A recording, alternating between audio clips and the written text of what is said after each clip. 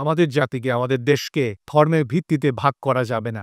কোনো ধর্ম থাকে না। খুনি একজন খুনি এবং যে মতবাদের কথা বলে এই কিছু মানুষকে পথভ্রষ্ট করা হচ্ছে, সেখানে মতবাদের বিরুদ্ধে লড়াই মতবাদ দিয়ে হয়, কিন্তু উগ্রতা দিয়ে নয়। তাই ধর্মীয় এবং ধর্মের নামে সহিংসতা বাংলাদেশের মাটিতে কোনোভাবেই প্রতিরোধ দেওয়া যায় না। সকল ধরনের উগ্রবাদকে রুখে দিতে হবে এবং সেটা দিতে হবে আমাদের সজাগ থাকার মাধ্যমে। আমাদের সবাইকে যার যার অবস্থানকে কথা বলতে হবে, প্রতিবাদ করতে হবে, সহিংসতাকে ঠেকাতে হবে। নজরুল আগে বলে গিয়েছিলেন, হিন্দু নারী ও মুসলিম এই জিজ্ঞাসে কোনজন, কান্দারি বলদুবিছে মানুষ সন্তান মোরবার।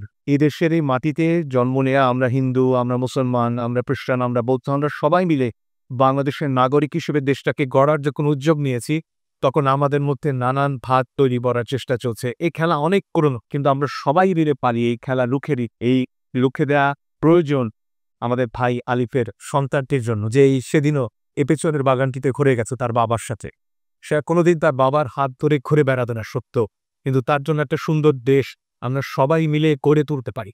এবং সেজন্য আমাদের সবাইকে ঐক্যবদ্ধ থাকতে হবে উগ্রবাদের বিরুদ্ধে, সেটা ধর্মের নামে হোক আর যে নামেই হোক না কেন। উগ্রবাদকে ঠেকাতে হবে প্রেম দিয়ে, ভালোবাসা দিয়ে, সবাই একসাথে হাতে হাত ধরে আমাদের প্রত্যেকের পাশে সব এগিয়ে দাঁড়াতে হবে, যাতে আমরা আমাদের নতুন দেশটা গড়তে পারি আমাদের ভাই আলিফের সন্তানের চোখ। সরকারের তরফ থেকে কিছু অভিযানের কথা আমরা দেখছি, গ্রেপ্তারের কথা দেখছি। আমরা সরকারের উপর আস্থা রাখতে চাই, আমরা বিশ্বাস করতে চাই তারা তাদের ভুলগুলোকে শিখতে।